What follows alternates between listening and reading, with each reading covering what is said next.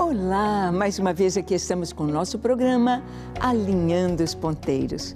Isto mesmo, este programa que veio do coração de Deus para que possamos estar alinhados com a sua vontade, alinhados com a sua palavra, conhecendo o nosso Deus, conhecendo quem é o Pai, o Filho, o Espírito Santo.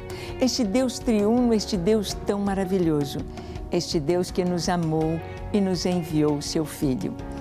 Isso mesmo, Jesus foi enviado pelo Pai.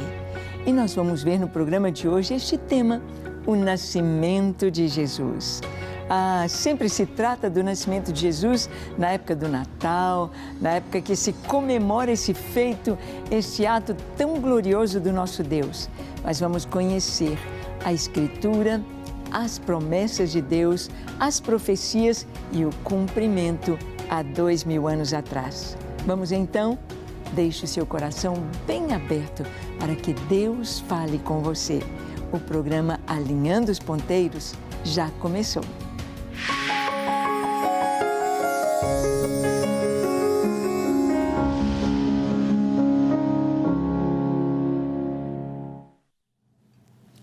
Muito bem.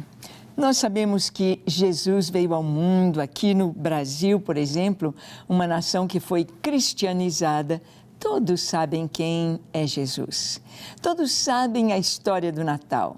Todos conhecem bem o que aconteceu, o que a Bíblia nos relata. Mas existem tantos países, tantos lugares que eles nem sabem quem é Jesus. E nós vamos ver que Jesus veio ao mundo de uma maneira sobrenatural.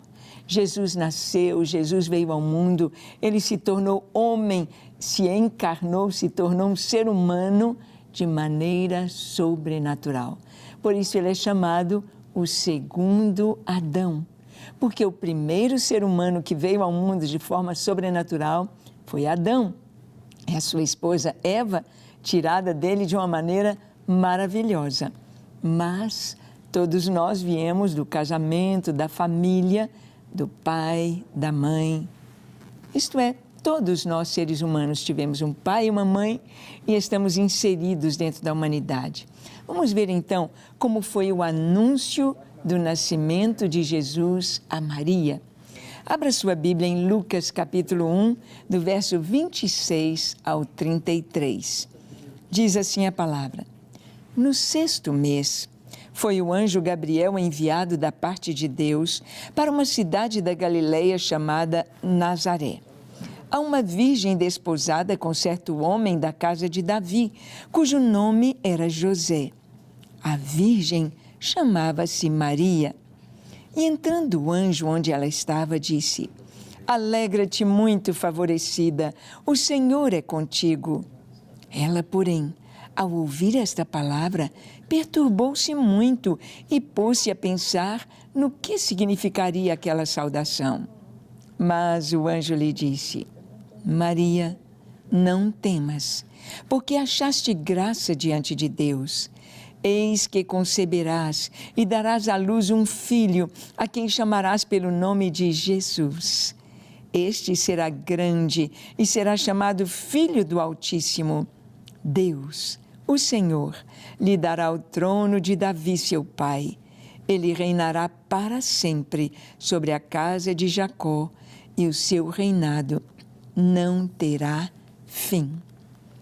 Bem, Lucas, que escreveu o Evangelho que leva o seu nome, Evangelho segundo Lucas, ele fez uma extensa pesquisa. Ele fez uma pesquisa de campo, ele foi atrás das pessoas, entrevistando cada um e conversando com cada um para saber toda a verdade dos fatos.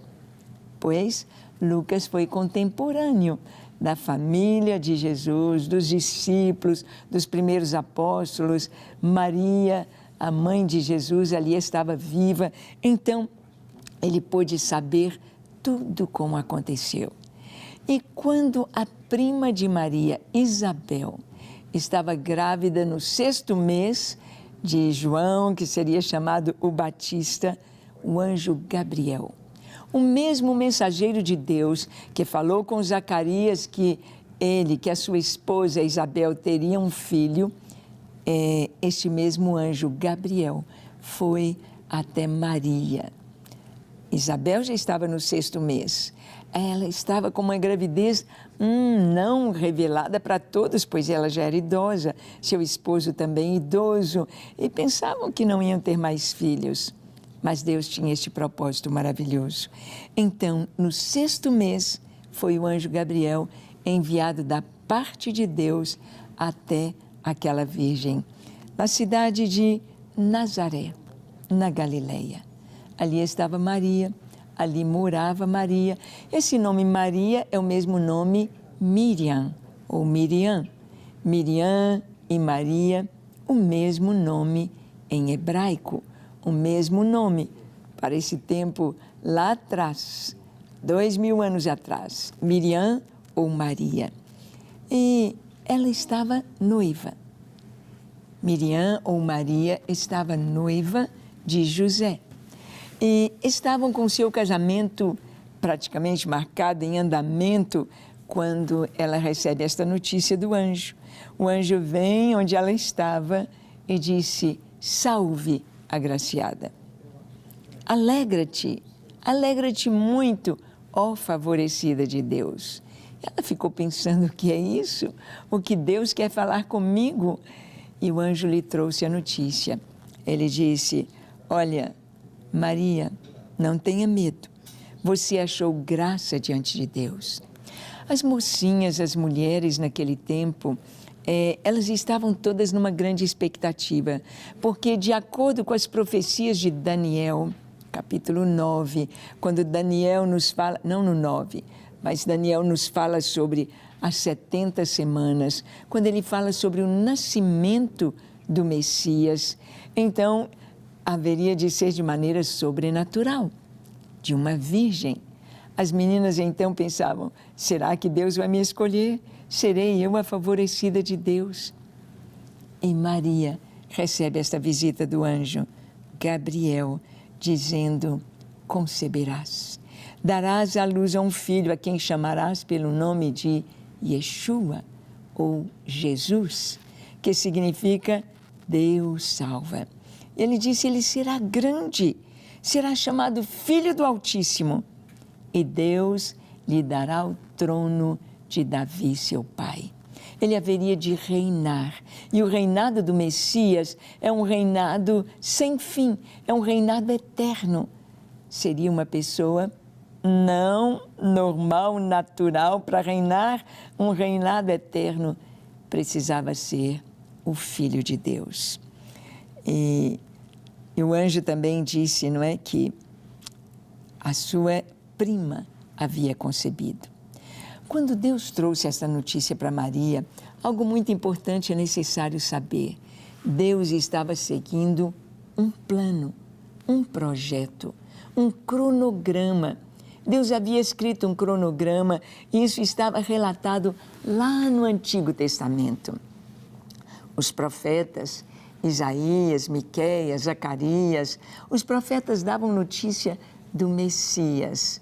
Falavam a respeito desse Messias que viria, que nasceria, que seria o Salvador. Salvador não apenas da nação de Israel, Salvador não apenas do povo de Israel, mas Salvador de toda a humanidade. Salvar de quê? A própria palavra diz que ele haveria de salvar o mundo, o povo, dos pecados deles. Eles sabiam que para haver remissão de pecados era necessário sangue derramado. Sangue puro, sangue inocente, para que a justiça de Deus se cumprisse. Então vamos ver aqui que o plano eterno de Deus vai se cumprir no nascimento de Jesus. Lucas capítulo 1, de 34 a 38, nós lemos: então disse Maria ao anjo: como será isso? Pois não tenho relação com homem algum. Respondeu-lhe o anjo: descerá sobre ti o Espírito Santo, e o poder do Altíssimo te envolverá com a sua sombra. Por isso também o ente santo que há de nascer será chamado Filho de Deus.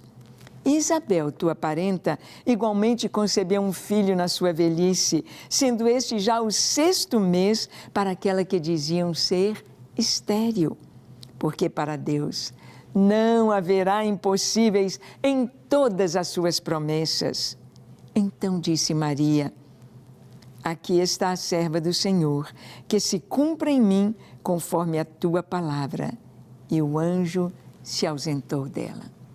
Bem, Maria recebeu aquela notícia maravilhosa, mas a Escritura dizia que a Virgem conceberia. A Virgem. Maria estava noiva, ia se casar, era prometida a José. E ela então pergunta, olha, ela creu que aquela palavra do anjo se daria imediatamente na sua vida. E ela disse, como vai ser? Eu ainda não estou casada, os filhos vêm do casamento. E o anjo disse, o Espírito Santo descerá sobre ti. A virtude do Altíssimo te envolverá, porque este ente santo que há de nascer de ti será chamado Filho de Deus. Era Deus colocando esta semente no ventre de Maria. Era Deus trazendo de maneira sobrenatural o seu Filho ao mundo para ser o Salvador. E ele deu o sinal, disse, olha, a tua prima Isabel já está no 6º mês de gravidez. Aquela que todos diziam que é estéril e na sua velhice ela concebeu. E Maria então diz, olha, eis aqui a serva do Senhor. Maria compreendeu que para os planos de Deus se cumprirem, é necessário que nós, seres humanos, nós que somos chamados pelo nome do Senhor, estejamos dispostos, estejamos prontos a nos entregar para a vontade de Deus. Não era fácil para Maria, uma jovenzinha desposada, prometida, aparecer diante da sociedade grávida. E como explicar? Quem iria acreditar no que Maria dissesse? Então, ela ficou quietinha. Maria não propalou, nem mesmo seu noivo, ela não trouxe essa palavra, apareceu grávida ali, todos então, ela seria apedrejada se houvesse prostituição ou adultério, porque ela estava desposada, estava prometida. Ou então, a sociedade obrigaria José, se fosse o pai, a desposar, a casar, a apressar o casamento. Vamos ver então o que está acontecendo dentro do cronograma de Deus, dentro do plano de Deus, porque Deus não faz nada para nos embaraçar, para nos prejudicar, para nós sofrermos, não. O plano de Deus, ele é feito de uma maneira suave e ele vai à nossa frente e ele abre as portas e ele dirige todas as coisas. Então Maria, quando sabe que Isabel, sua prima, está grávida, ela vai visitar Isabel. Em Lucas capítulo 1, de 39 a 45, nós lemos sobre isto, Maria visitando Isabel. Diz assim, naqueles dias, dispondo-se Maria, foi apressadamente à região montanhosa, a uma cidade de Judá. Entrou em casa de Zacarias e saudou Isabel. Ouvindo esta saudação de Maria, a criança lhe estremeceu no ventre. Então Isabel ficou possuída do Espírito Santo e exclamou em alta voz, bendita és tu entre as mulheres e bendito o fruto do teu ventre. E de onde me provém que me venha visitar a mãe do meu Senhor? Pois logo que me chegou aos ouvidos a voz da tua saudação, a criança estremeceu de alegria dentro de mim. Bem-aventurada que creu, porque serão cumpridas as palavras que lhe foram ditas da parte do Senhor. Maria vai apressadamente visitar Isabel. Maria vai certificar-se de tudo que Deus estava fazendo e, ao chegar à casa de Zacarias, ao abraçar a sua prima Isabel, as crianças aqui, ó, Jesus no ventre de Maria, João Batista no ventre de Isabel. Isabel disse, olha, a criança estremeceu no meu ventre e ao mexer, ao se alegrar, eu fui cheia do Espírito Santo. E ela então diz para Maria, de onde me provém que venha me visitar a mãe daquele que é o meu Senhor? Maria se reporta a Jesus como seu Salvador. Isabel se reporta a Jesus como seu Senhor. Jesus é Salvador. Jesus é Senhor, reconhecido pela própria família, por Maria, por Isabel, que receberam a direção e a palavra de Deus para serem mães, num tempo especial, de uma maneira especial, de uma maneira tão maravilhosa. E ela diz, bem-aventurada a que creu. Muitas vezes Deus vai trazer para nós uma palavra que parece impossível. Deus traz para nós algo que nós digamos, Senhor, isto é grande demais, é maravilhoso demais, é impossível. Mas quando nós cremos, Maria creu. Quando nós cremos, então a direção de Deus, as portas se abrem, as janelas se escancaram e Deus supre e Deus faz a sua vontade.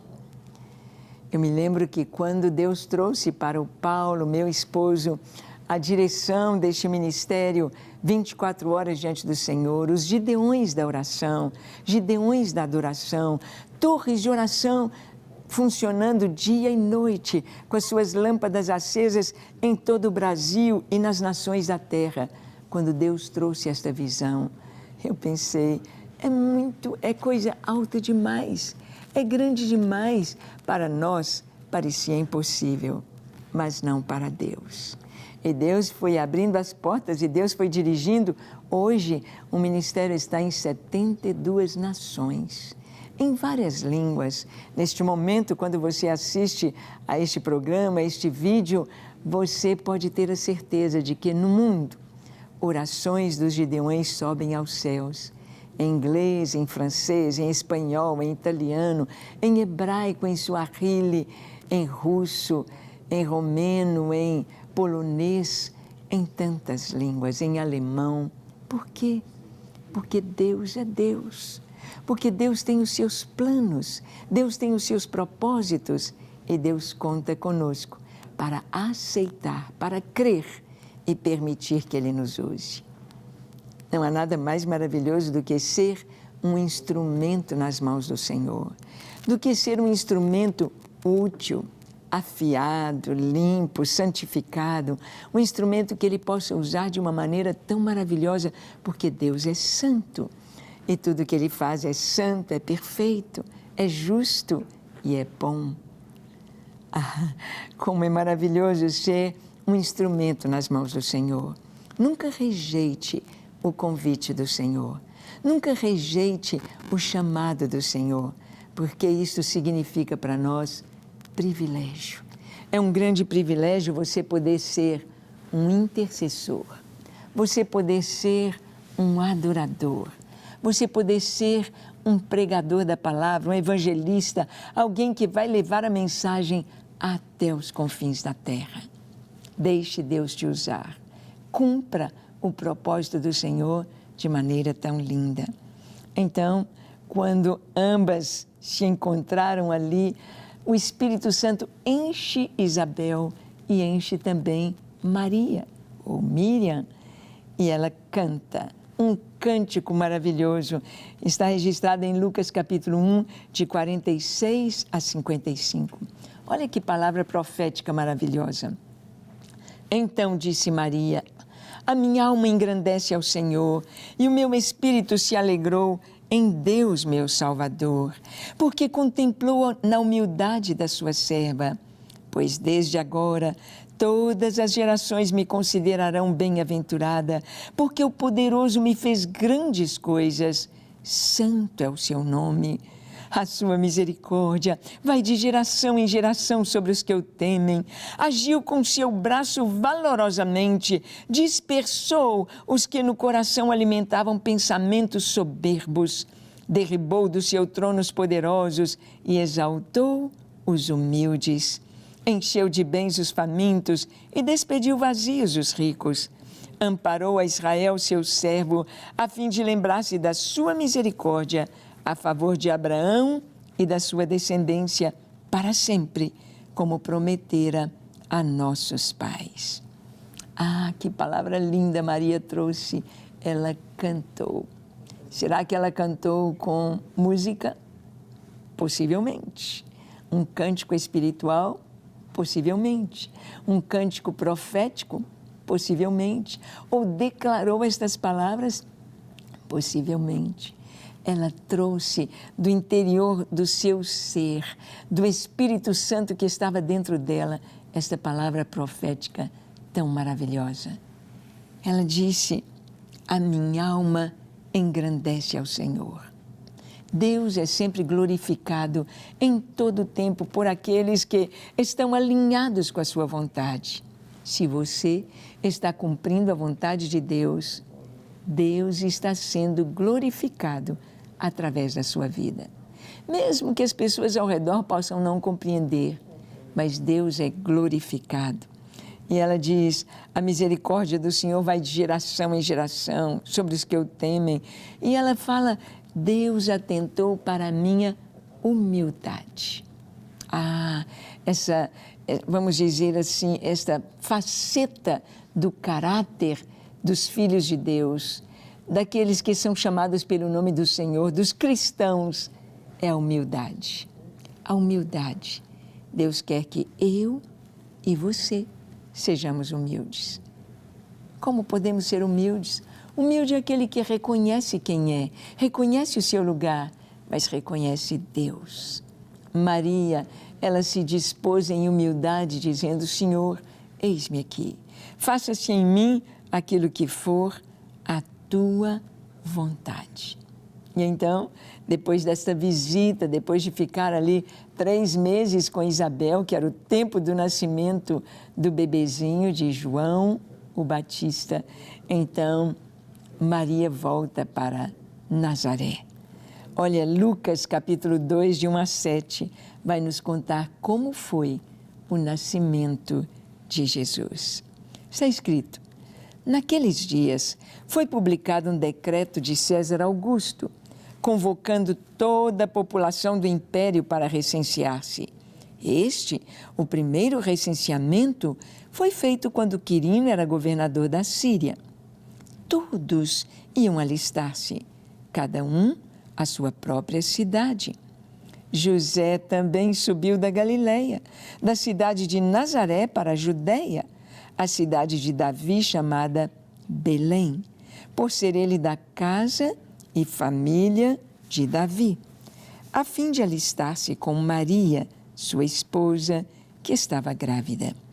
Estando eles ali, aconteceu completarem-se-lhe os dias, e ela deu à luz o seu filho primogênito, enfaixou-o e o deitou numa manjedoura, porque não havia lugar para eles na hospedaria.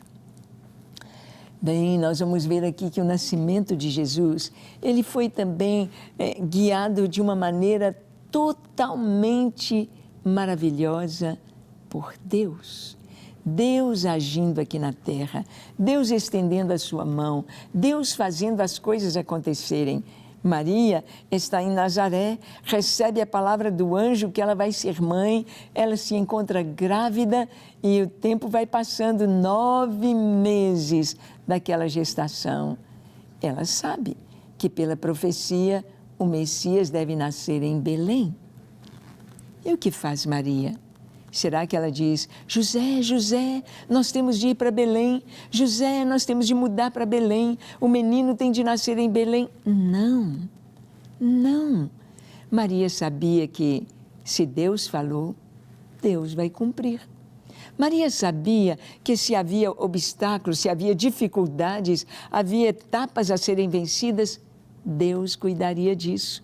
Deus cuidaria que se cumprisse o seu cronograma. Deus cuidaria para que se cumprissem as palavras proféticas. Deus cuidaria para que, de maneira sobrenatural, todas as profecias referentes ao Messias se cumprissem.